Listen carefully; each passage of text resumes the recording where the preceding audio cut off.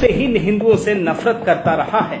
जब भी सत्ता से बेदखल हुए तो या तो हिंदू बनने का ढोंग रचा या हिंदुओं को तोड़ने का प्रयास किया। सबूत नंबर 1, 7 फरवरी 1916 जवाहरलाल नेहरू और कमला नेहरू की शादी में नेहरू ने 3 कार्ड छपवाए। तीनों कार्ड अंग्रेजी के अलावा सिर्फ अरबी लिपि और फारसी भाषा में छपे थे। तीनों ही कार्ड में किसी भी हिंदू देवी देवता का नाम नहीं लिखा गया था, न ही उन कार्ड पर हिंदू धर्म से जुड़ा कोई श्लोक लिखा था। हिंदू संस्कृति या फिर संस्कृत भाषा का कार्ड में कोई नामो निशान तक नहीं था। सबूत नंबर 2, आजादी के बाद जब वल्लभ भाई पटेल ने सोमनाथ मंदिर के दोबारा निर्माण की कोशिश की तो महात्मा गांधी ने इसका स्वागत किया, लेकिन जवाहरलाल नेहरू लगातार इसका विरोध करते रहे। यहाँ तक कि जब तत्कालीन राष्ट्रपति राजेंद्र प्रसाद वहां गए तो उन्होंने बकायदा उन्हें जाने से मना किया और विरोध भी दर्ज कराया। सबूत नंबर 3, बनारस हिंदू विश्वविद्यालय में हिंदू शब्द रखने पर जवाहरलाल नेहरू को घोर आपत्ति थी। उन्होंने इस शब्द को हटाने के लिए कहा था। पंडित मदन मोहन मालवीय पर भी दबाव डाला था। हालांकि उन्होंने अलीगढ़ मुस्लिम यूनिवर्सिटी में मुस्लिम शब्द रखने पर कभी आपत्ति नहीं जताई। सबूत नंबर 4, वंदे मातरम को राष्ट्रगीत बनाने पर जवाहरलाल नेहरू ने आपत्ति जताई थी। उन्हीं की आपत्ति के बाद मुस्लिमों का मनोबल बढ़ा, जिससे आज तक मुस्लिम वंदे मातरम गाने का विरोध करते हैं। सबूत नंबर 5, 7 नवंबर 1966 दिल्ली में हजारों नागा साधु इकट्ठा होकर ये मांग कर रहे थे कि गाय की हत्या बंद होनी चाहिए।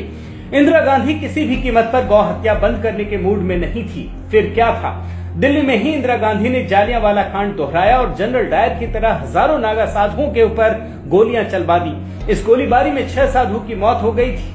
यही नहीं, उस समय गौ भक्त माने जाने वाले गुलजारी लाल नंदा को इंदिरा ने गृह मंत्री पद से हटा दिया। इस घटना के बाद इंदिरा गांधी कई राज्यों में चुनाव हार गई थी।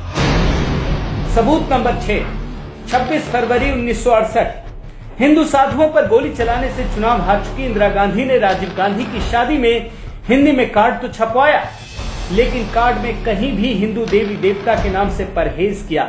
इसमें भगवान गणेश का भी नाम नहीं था। सबूत नंबर 7, नेहरू गांधी परिवार ने कभी कोई हिंदू त्योहार पारंपरिक रूप में नहीं मनाया। जिस प्रकार रमजान में यह परिवार हर साल इफ्तार पार्टी का आयोजन करता है, वैसा आयोजन आज तक कभी नवरात्रि में उनके घर पर नहीं हुआ। कभी कन्याओं को भोजन नहीं कराया गया, कभी किसी ने दीपावली में दिए जलाते नहीं देखा। सबूत नंबर 8, राहुल गांधी की उम्र 48 साल जबकि प्रियंका गांधी की 46 साल। कभी राहुल को प्रियंका गांधी से किसी ने राखी बंधवाते नहीं देखा, जबकि हिंदुओं में भाई बहन का रिश्ता बहुत ही पवित्र माना जाता है। कोई भी हिंदू परिवार रक्षाबंधन से परहेज नहीं करता। सबूत नंबर 9, राहुल गांधी सिर्फ मोदी को हराने के लिए हिंदू बने हैं, वरना पूरे नेहरू परिवार का कभी भी हिंदू धर्म से नाता नहीं रहा है। यहाँ तक कि हिंदू पर्व त्योहारों में बधाई देना भी अपमान माना जाता है। उदाहरण के लिए इस साल पहली बार कांग्रेस दफ्तर में होली बनाई गई। इससे पहले अघोषित बैन था। राहुल गांधी ने पहली बार लोगों को 2017 में दिवाली की शुभकामनाएं दी। सबूत नंबर 10, नेहरू गांधी परिवार कभी भी राम मंदिर निर्माण का समर्थन नहीं करता, बल्कि राम मंदिर के निर्माण को लेकर सुप्रीम कोर्ट में होने वाली सुनवाई में भी कांग्रेसियों ने रोड़ा अटकाने का काम किया है। कांग्रेसी नेता कपिल सिब्बल ने सुप्रीम कोर्ट में कहा था कि राम मंदिर की सुनवाई जुलाई 2019 तक टाल दी जाए ताकि लोकसभा चुनाव हो सके, ताकि कांग्रेस हिंदुओं को बरगला कर सत्ता में आ जाए और राम मंदिर के निर्माण पर हमेशा के लिए रोक लग जाए। सबूत नंबर 11, 2007 में कांग्रेस सरकार ने सुप्रीम कोर्ट में हलफनामा देकर कहा था कि भगवान राम, सीता, हनुमान और वाल्मीकि काल्पनिक किरदार हैं, इसलिए राम सेतु का कोई धार्मिक महत्व नहीं माना जा सकता है। सबूत नंबर 12, कांग्रेस ने ही पहली बार मुस्लिमों को हज में सब्सिडी देने और अमरनाथ यात्रा पर टैक्स लगाने का पाप किया है। गौरतलब है कि दुनिया के किसी भी देश में हज में सब्सिडी नहीं दी जाती है। सिर्फ कांग्रेस ने भारत में ये शुरू किया, मोदी सरकार ने इसे खत्म कर दिया। सबूत नंबर 13, कांग्रेस ने ही सबसे पहले दुनिया भर में हिंदुओं को बदनाम करने के लिए हिंदू आतंकवाद नाम का शब्द गढ़ा।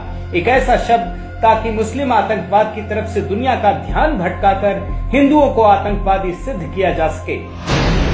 सबूत नंबर 14, कांग्रेस अध्यक्ष राहुल गांधी ने एक बयान के जरिए देश की बहुसंख्यक आबादी को चौंका दिया जब उन्होंने कहा कि मंदिर जाने वाले लोग लड़कियों को छेड़ते हैं। हिंदू धर्म में मंदिर जाने वाले लोग लफंगे होते हैं। लोग मंदिर में जाते हैं, मत्था टेकते हैं, देवी की पूजा करते हैं, वही लोग आपको बस में छेड़ते हैं, वही लोग आपको दबाते हैं। सबूत नंबर 15, 3 तलाक पर सुनवाई के दौरान राहुल गांधी के करीबी कांग्रेस नेता कपिल सिब्बल ने इस्लामिक कुरीति से भगवान राम की तुलना कर दी।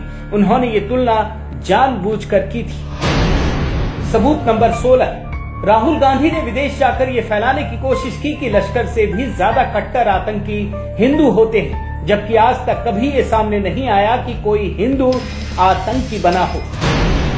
सबूत नंबर 17, राहुल गांधी ने जर्मनी जाकर फिर से हिंदू धर्म को बदनाम करने का प्रयास किया। राहुल ने कहा कि भारत में महिलाओं के खिलाफ जो अत्याचार होते हैं उसकी वजह भारतीय संस्कृति है।